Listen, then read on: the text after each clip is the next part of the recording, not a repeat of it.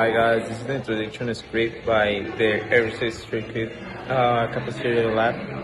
The capacitors are essential components in the modern electronic because they can store and release energy over the short periods of time. This ability allows them to function in a wide range of, of applications such as energy storage, signal filtering, and voltage regulation in circuits, both from the simple devices to advanced wireless technologies. Capacitors can play a key role by ensuring stable and efficient performance. In this experiment, we focus on understanding how the capacitors charge and discharge within a simple RC circuit, which consists of a resistor and capacitor connected in series and with a power source. When the circuit is powered, the capacitor begins to charge rapidly at first, and then more slowly as it approaches its maximum voltage. Similarly, when the power is removed, it discharges following by the similar pattern. This behavior is not linear, but explanation making it important to analyze carefully. The key concepts, it is the process in the design concept represented by tau, which is defined as the product of resistance and capacitance, like the RC. The time constant indicates how quickly the capacitor charges or discharges, especially in the time required for the capacitor to reach approximately 60% in the maximum voltage during the charging, or drop about the 37% during the discharging. The purpose of this lab is experimentally to determine the constant time of the RC circuit using a square wave signal and compare the measurements capacitance with the rhetorical value. Additionally, we will investigate how combining capacitors in series and parallel affects overall capacitance of the system through the data collection and analysis. We will evaluate the source of error and reflect how experimental conditions influence the efforts of your results. Thank you for watching. Hello, my name is Jorge Sainceros, and I'll be going over the data and data analysis for Lab 6. So for this lab, we just had a circuit in which we had a capacitor, a resistor, and a voltage source, and we were tasked with finding the capacitor value, which is the capacitance, and also finding that with the capacitor in series and capacitors in parallel. So for our first table, we had the experimental values for one capacitor. So we had the time when V naught is equal to 0, which is just T1, and we used capstone to get this. And we saw that when V naught was equal to 0, we got 0.484 seconds. So then finally, when V final was equal to 63%, which was at 63% of 5 volts, which is 3.15 volts, we got T2, which is 0.504 seconds. So then we had to do T2 minus T1 to get a total of 0.02 seconds. So now for our equations, we have the equation, we have tau is equal to T2 minus T1, and we also know that tau is equal to resistor times capacitance. But then we also know that tau is equal to T2 minus T1, so then we get RC is equal to T2 minus T1. And then for that, we just divide both sides by R, in which we get capacitance is equal to T2 minus T1 over R. So for our theoretical capacitance, we got a total of 0.6 millifarad. So then for our experimental capacitance, we got a total of 100 microfarad. Then obviously we had to do our percent error, and we got a percent error of 50%. Now for our other table, we got the experimental values for two capacitors in parallel. We had to do our V initial and V final in capstone again.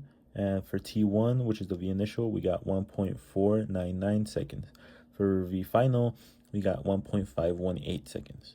So then the tau, or T2 minus T1, is equal to 0.019 seconds.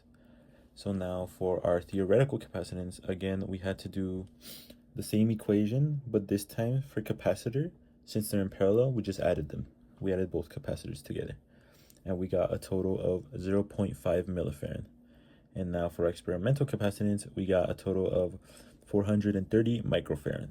Now we do the percent error equation, and we get a total of 33% error. And that was our data and data analysis for Lab 6. Procedure. To begin, We configured the capstone signal generator to produce a positive square wave with a frequency of 1 Hz and an amplitude of 5 volts. We also set the recording conditions to stop automatically after 3 seconds and increased the sampling rate to 500 Hz to capture more detailed data. Next, the circuit assembly. We built a circuit RC circuit by connecting the resistor and the capacitor to the signal generator.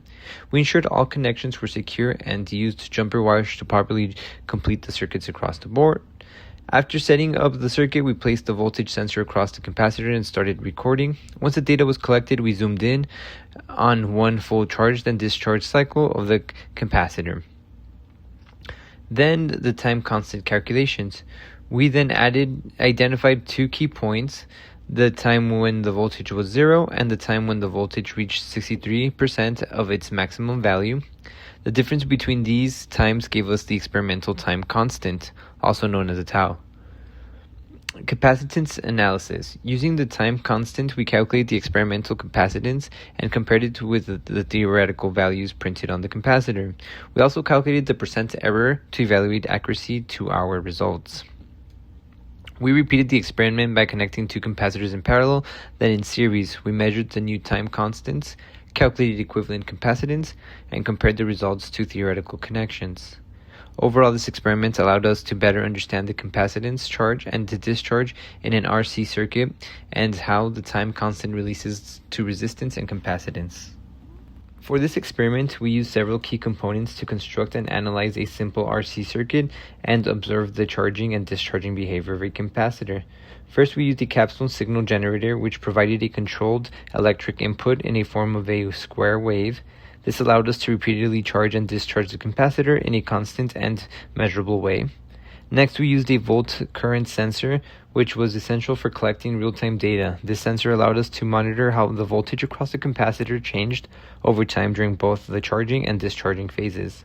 We also used a 10 ohm resistor, which plays a critical role in controlling the rate at which the capacitor charges and discharges. This resistance directly affected the time constant of the circuit. In addition, we used a 330 microfarad capacitor, which is the main component being studied in this experiment. The capacitor stores electrical energy and releases it over time, allowing us to absorb the exponential behavior of the circuit. To physically build the circuit, we used a circuit connections, jumper wires, which allowed us to safely and correctly connect all components in a series configuration. Jumper wires were also used to complete connections across the circuits as necessary. This is the conclusion. In this experiment, we analyzed the charging and discharging behavior of the capacitor in a RC circuit and determined the time constant both theoretical and experimentally. The result shows that the capacitor charges rapidly at the first and the slow down as it approaches the maximum voltage, confirming the expected expressional behavior by measuring the time and look to reach approximately 63% of total voltage. We were able to calculate the experimental time constant. We used it to estimate the capacitance of the circuit. When comparing the experimental capacity values with the rhetorical values printed on the capacitors, we observed the present error. These differences can be attributed to several factors, including measurements, inaccuracies, internal resistance, and wire components limitations of these sensors, and its possible variation in the actual capacitances during the manufacturing tolerance. Additionally, the human error when we select the points on the graph slightly delays the data acquisition system may be contributed with the discrepancies.